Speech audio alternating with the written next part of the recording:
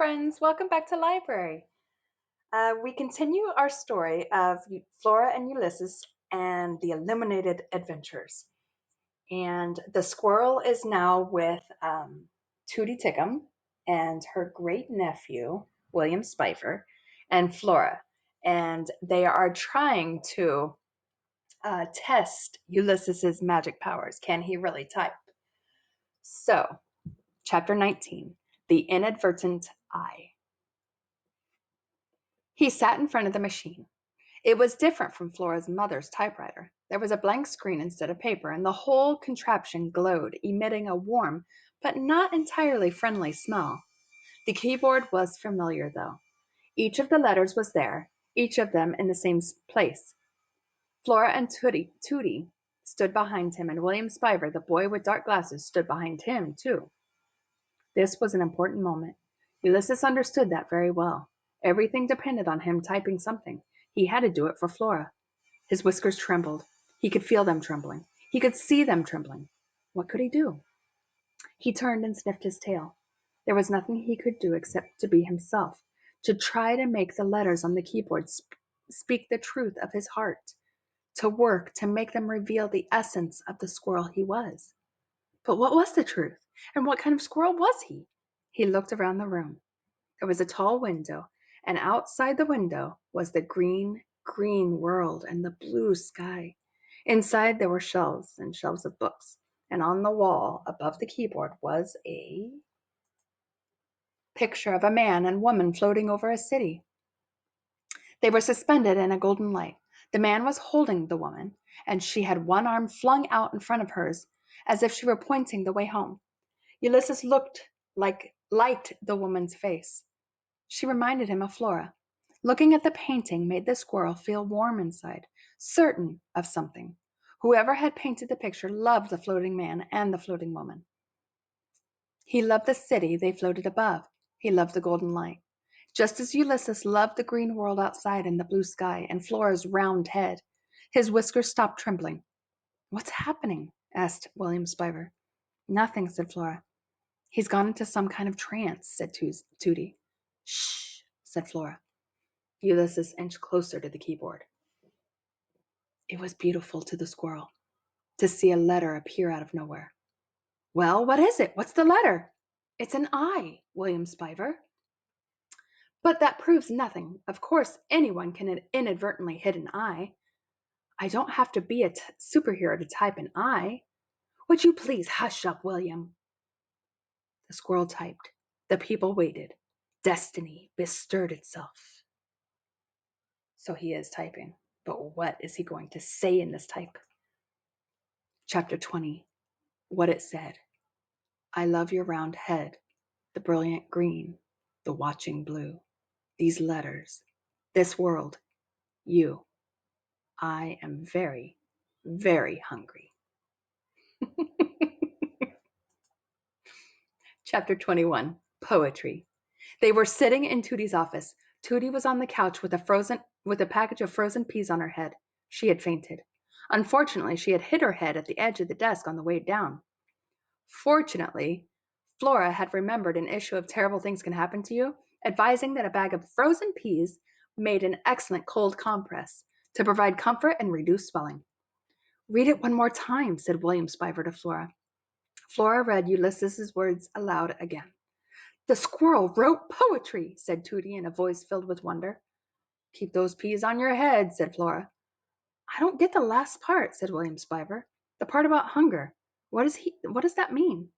Flora turned away from the computer and looked at William Spiver's dark glasses and saw again her round head, pajamaed, self-reflected there.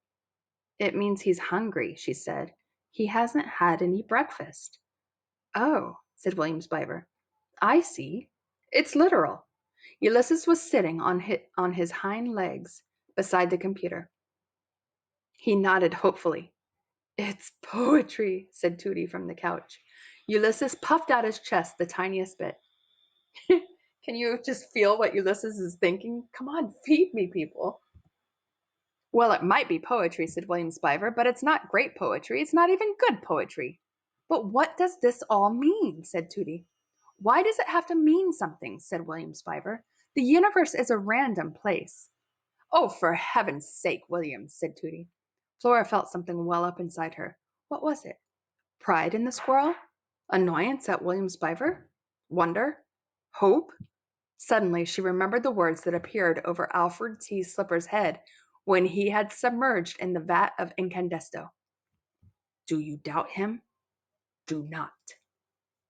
Do you doubt him? Said Flora. Of course I doubt him, said William Spiver. Do not, said Flora. Why? Said William Spiver. She stared at him.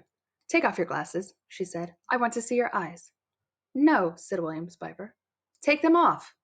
I won't. Children, said Tootie, please. Who was William Spiver really? Yes, yes, he was the great-nephew of Tootie Tickum, suddenly suspicious, come to stay this summer. But who was he really? What if he was some kind of comic book character himself? What if he was a villain whose powers were depleted as soon as the light of the world hit his eyes? Incandesto was forever being attacked by his arch-nemesis, the darkness of 10,000 hands. Every superhero has an arch-nemesis. What if Ulysses' arch-nemesis was William Spiver? The truth must be known, said Flora. She stepped forward. She reached out her hand to remove William Spiver's glasses, and then she heard her name. Florabelle, your father is here. Florabelle, said William Spiver in a gentle voice. Ulysses was still sitting on his hind legs. His ears were pricked. He looked back and forth between Flora and William Spiver. We have to go, said Flora. Wait, said William Spiver. Flora picked Ulysses up by the scruff of his neck. She put him under her pajama top. Will I ever see you again? Said William Spiver. The universe is a random place, William Spiver, said Flora. Who can say whether we will meet again or not? Chapter 22. A giant ear. Her father was standing on the top step in front of the open door. He was wearing a dark suit and tie and a hat with a brim, even though it was Saturday in summertime. Flora's father was an accountant at the firm Flinton, Floston, and Frick. Flora wasn't sure, but she thought it was possible that her father was the world's loneliest man. He didn't even have Incandesto and Dolores to keep him company anymore. Hi, Pop, she said. Flora, said her father. He smiled at her, and then he sighed. I'm not ready yet. Oh, that's okay, said her father. He sighed again. I'll wait. He walked with Flora into the living room. He sat down on the couch. He took off his hat and balanced it on his knee. Are you in the house now, George? Flora's mother shouted from the kitchen. Is Flora with you? I am inside, shouted Flora's father. Flora is with me. The clack, clack, clack of the typewriter echoed through the house. Silverware rattled, and then there was silence. What are you going? What are you doing, George? Her mother shouted. I'm sitting on the couch, Phyllis. I am waiting for my daughter.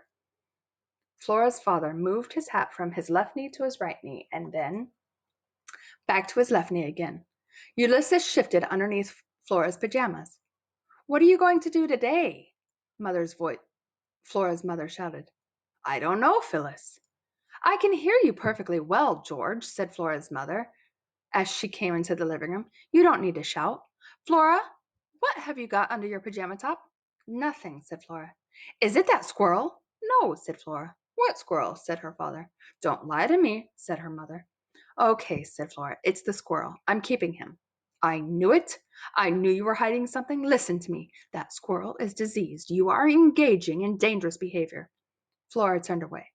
She had a superhero under her pajamas. She didn't have to listen to her mother or anybody else for that matter. A new day was dawning.